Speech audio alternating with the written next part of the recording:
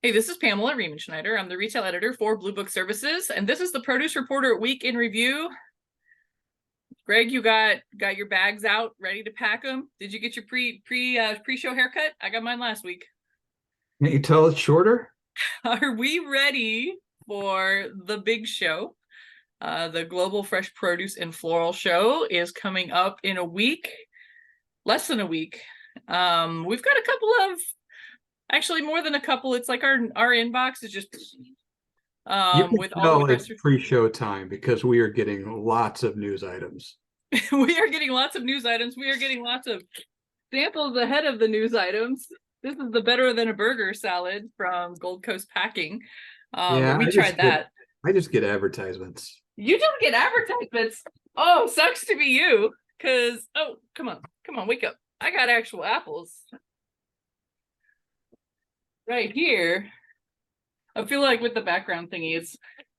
See, you just have the advertisement. I have the apples. That doesn't seem fair. I haven't tried them yet. These are the new pink flesh and red flesh apples. That's a collaboration with Stamilk. Come on, show up.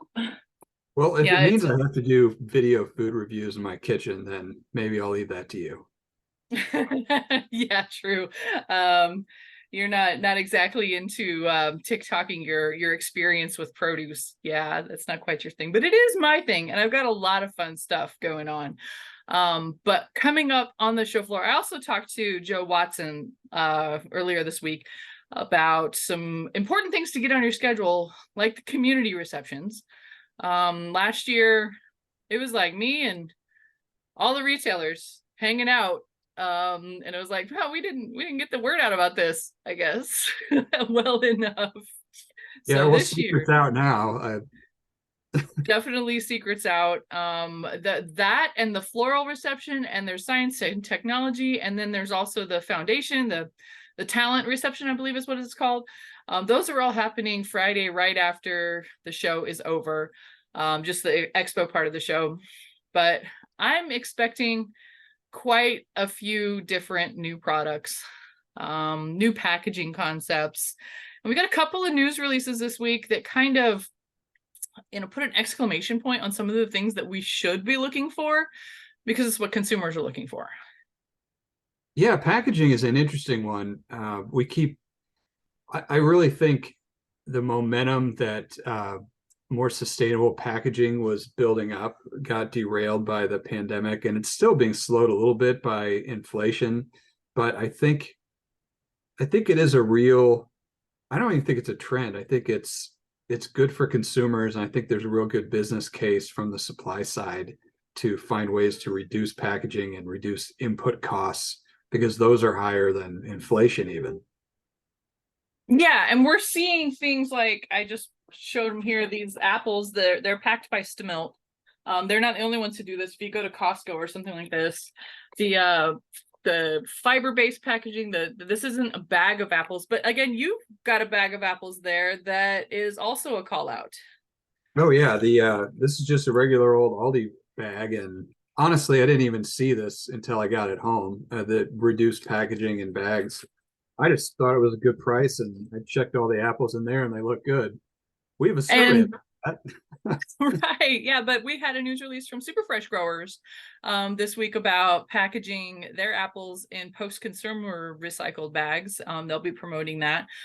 We also have Meyer and Bolthouse are doing compostable carrot packaging. I would be really interested to see how compostable carrot packaging works out with baby peeled carrots and all the moisture involved in that. So I guess they've done enough research to figure out that it works out okay.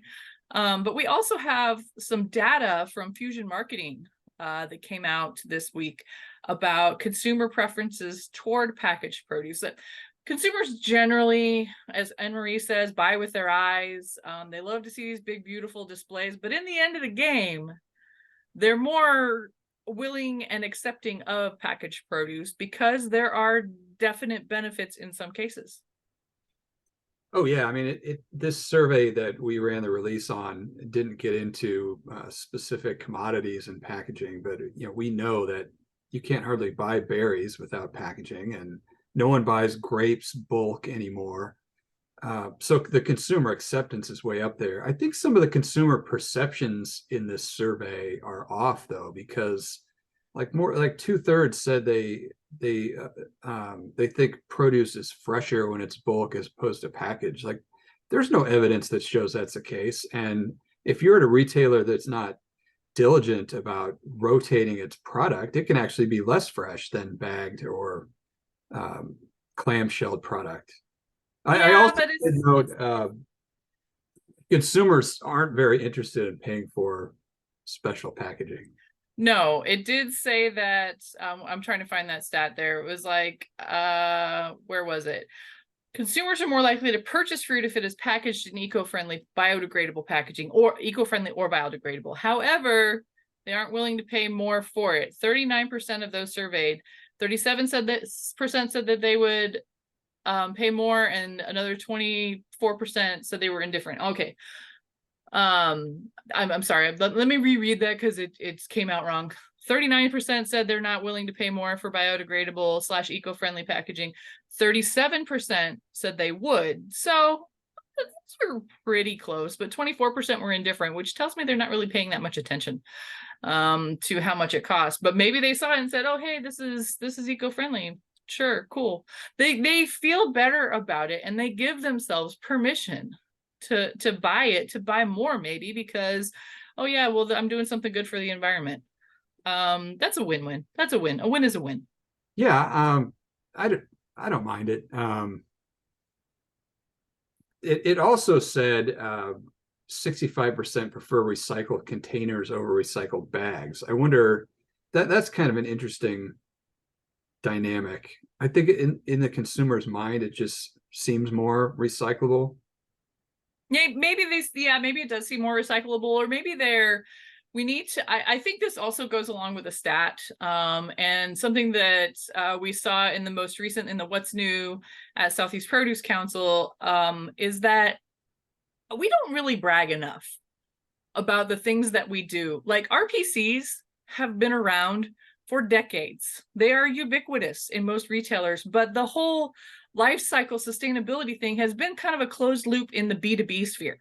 It's more about saving money or whatever. And now that we're starting to see more research, we're starting to see more publicity about that whole, it's a recyclable plastic container. We're actually like taking it and washing it and reusing it, thereby saving the need to have these cardboard packaging. So I think this whole 65% of the people say that they prefer recycled containers over recycled bags. I think it's just a matter of getting the press out and more of an understanding of the whys and hows of the sustainability measures that we're taking in the produce industry, to make sure that things are as efficient as possible. Because that's what comes down to, is that if it isn't business efficient, then it's not gonna fly. No matter how shiny and or actually grungy and dirty, I guess, Right. would be the sustainable kind of perception of it. We need to make sure that we're getting credit where credit is due on something like that, to either justify the extra cost or to make sure that people are aware of what we're doing here. Now, that kind of leads us into another story we want to talk about, which is getting the word out about doing good things. And we both thought the Dollar General release with Bayer was really interesting this week. They've partnered together to help K through 12 school districts around the country provide nutritional support outside of school hours. And the way they're doing it, I think, is pretty interesting.